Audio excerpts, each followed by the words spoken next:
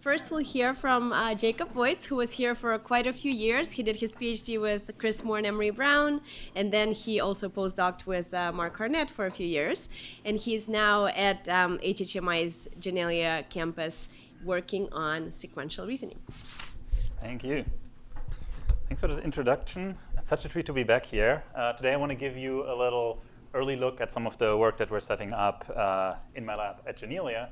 And to introduce this, I'm going to ask you whether you can memorize this randomish sequence of numbers. And you'll probably have a pretty hard time doing that because that's a lot of information in a very short amount of time. But if I show the same numbers to you like this, you have a much easier time. So at least you can tell me what the first three numbers were. And that's exactly because if you spend time in Cambridge, you recognize this as a telephone number. This is the local area code. So there's two things happening here. You have previously committed some of this to memory maybe, but also chunking this information makes it easier for you to hold it in short-term memory. And this is what we do with a lot of information in the world. We break it down in abstract representations that allow us to deal with more information than we could otherwise.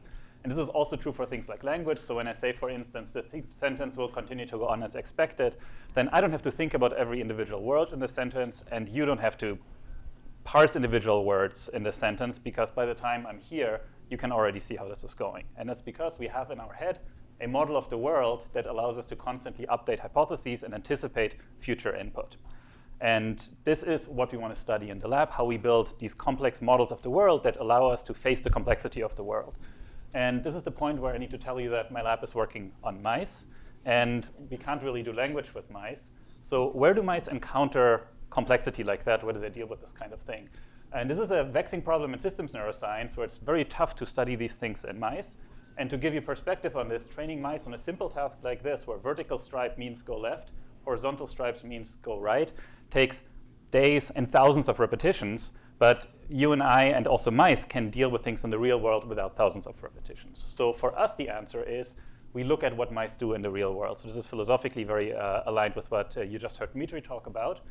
And so we're asking ourselves, how does the normal habitat of a mouse look like? So when a mouse is running around, sorry if you have vertigo, this is a very complex stream of information where a mouse is still being able to find its way around here, but every individual blade of grass looks kind of like every other blade of grass. There isn't any individual piece of information that tells the mouse where it is, and yet they can deal just fine. And so to study this, we had to transition to something I started playing around with when I was actually a postdoc in Mark's lab, transition from these small boxes or home cages to these big complex arenas that are too big to memorize. And this is what this looks like in my lab now, where we put mice in these complex environments. And there's no task here other than just run around and be a mouse. And so then you see the mouse doing all kinds of things here. They're running around and jumping. And to give you an idea of what that looks like, you're going to put yourself in the mouse's shoe and understand what it looks like to take this simple path through the environment. And so this is a 3D scan that I took of the arena. And this is roughly what the mouse sees. And if I ask you where you are in the arena now, you probably have a pretty hard time because every local bit of the arena looks like every other local bit. But we're doing this in the dark, so the mice have to use their whiskers to find their way around. So they can really only feel their way around. They can only about see 2 centimeters worth of information. So this is what the mouse is really faced with. And so that's a pretty tough task now to figure out where you even are in this arena. And so this is what we're studying in the lab now, at least in this project, is to figure out how do mice deal with this. And to make this a little bit more concrete, imagine that you're a mouse and I plopped you somewhere in the arena onto a tall tower. So all you know is that you are on a tall tower.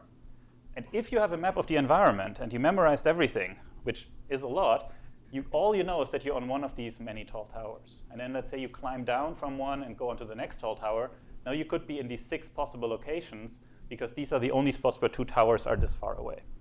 And so that's cognitively a very demanding task. We need to integrate information over time, have a location hypothesis, and build a map of space. And this map of space is very complex in this case.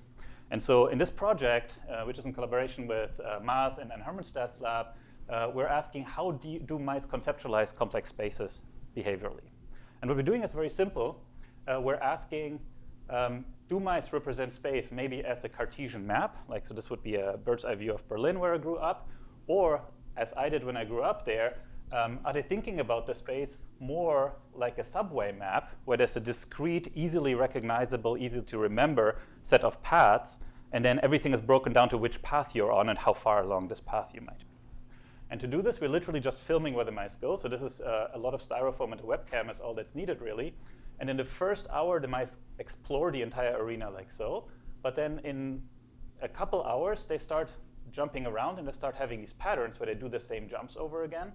And then by day 2, they start preferring to take the same paths over and over again, like this, for instance. And then this is later in day 3, where they really have established sort of a highway map of paths they like to take over and over again. And again, there is no reason for them to take these paths. There is no wall stay. They can very easily walk this way or this way or this way, like you saw in the beginning.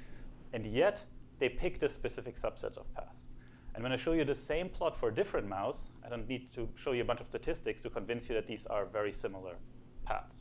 So it seems like mice learn intrinsically to compress this big space into a subset of paths that they use to navigate.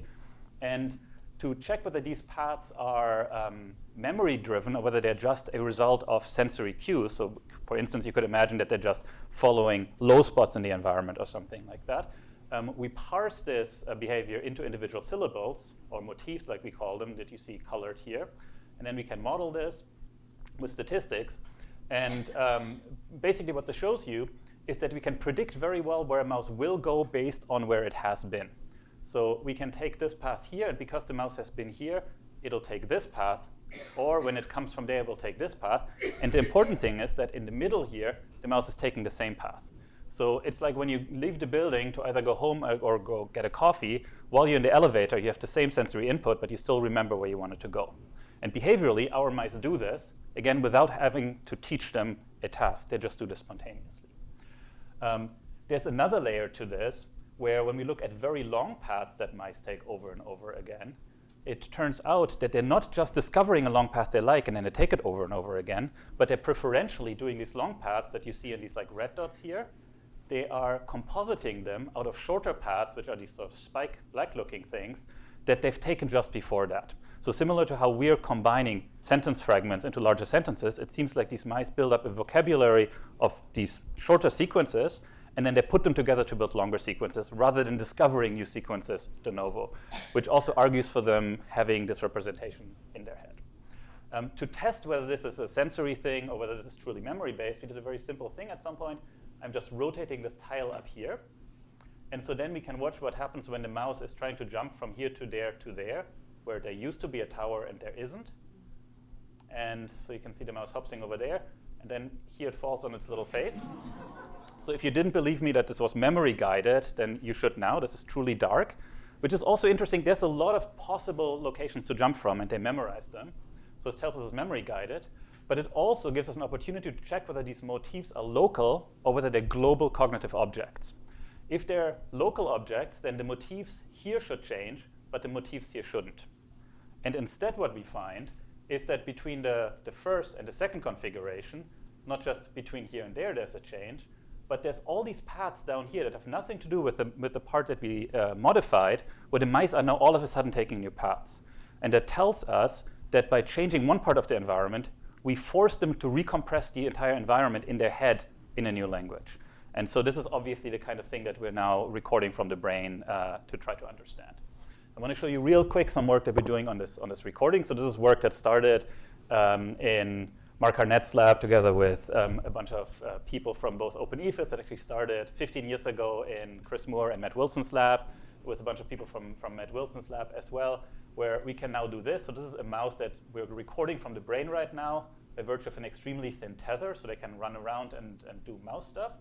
And this technology takes us from something like this, which is a 1 hour long recording, where you see the position of the mouse here, and then we can zoom into a 5-minute chunk or a 2-second chunk and see spikes, to something like this, which is what we're doing in my lab now. So this is 3 days uninterrupted recordings where we never unplug the animal, which allows us now to do neural recordings while they're undergoing these habituation processes. So again, we're not training the mice on any task, we're just letting them be mice for 3 days and see how they deal with the complexity of the environment. And so that's a new approach that we're just getting to terms with right now, how to deal with. And I'm going to show you one tiny bit of electrophysiological data from this. So here, this is literally from last week. Here what you're seeing is a mouse sitting in one spot in this environment, and then I'm picking times where sometimes it would get up, walk up here and take a left, or get up and take a right turn. So this is just I think 10 different moments in time from an 8-hour recording. And we can now stick a bunch of neuropixels in these mice. And I'm just looking at the neural activity while the mouse is still sitting there, thinking about what to do. And by simply projecting the neural activity onto the coding direction that will then decide whether the mouse goes left or right, I can predict with 90% correct rate from this moment what the mouse will do seconds later. And so this is obviously something, if you're familiar with the navigation field, that people have done in these T-mazes after training mice. But it's new to us that we can do the same thing in spontaneous behavior.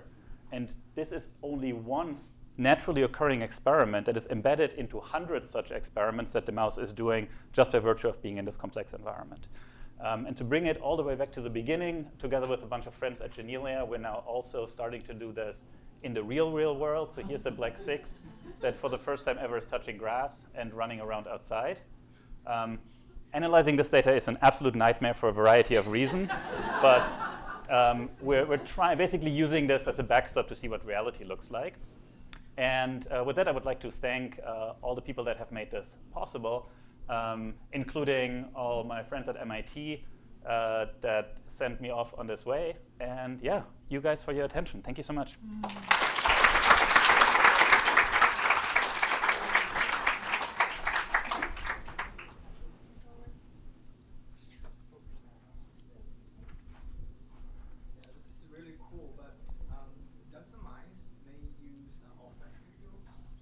It's a great question. Yeah, so we did at some point take the entire maze apart after 2 days and washed it and put it back together.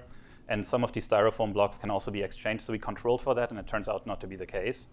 And we're now also trying to build systems where we can sort of robotically change the shape of the environment under the mouse. So this is something that we did in Mark's lab with a similar visual experiment, where what you do is you rotate the shape, but you keep the tiles where they are. So you make a new shape out of the same tiles, basically.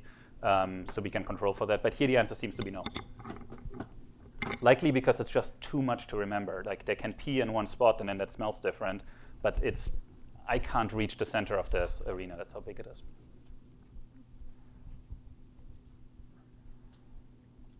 Thank you, Jacob. Amazing. Thanks so much. Yeah, it was great.